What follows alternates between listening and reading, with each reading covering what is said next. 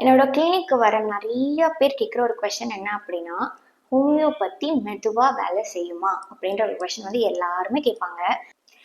இதுக்கு வந்து நான் ஒரு எக்ஸாம்பிள் சொல்கிறேன்.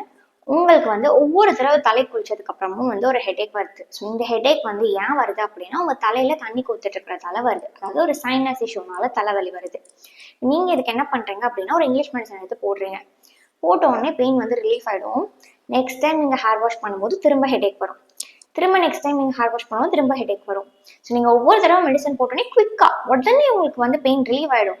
ஆனால் திரும்ப திரும்ப வந்துட்டே இருக்கும். இப்போ இதே கண்டிஷனுக்கு நீங்கள் ஹோமியோபதி மெடிசன் எடுக்கிறீங்கன்னு வச்சுக்கோங்களேன், ஒரு 1 டே கூட எடுக்கலாம் உங்களுக்கு வந்து அந்த ஹெடேக் சரியாக ஆகிறதுக்கு.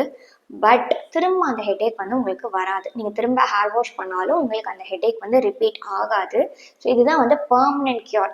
ஒரு விஷயம் நீங்கள் நல்லா அண்டர்ஸ்டாண்ட் பண்ணிக்கணும், டெம்பரரி ரிலீஃப்க்கும் பெர்மனன்ட் கியூருக்கும் இருக்க டிஃப்ரென்ஸ். ஒரு ப்ராப்ளம் அதோட ரூட்ல இருந்து ட்ரீட் பண்ணோம் அப்படின்னா அதுக்கு கண்டிப்பாக டைம் எடுக்கும். ஸோ அந்த டைம் தான் ஹோமியோபதி மெடிசன்ஸ் எடுத்துக்கக்கூடிய டைம். ஓகேங்களா? So be wise and choose homeopathy. Thank you.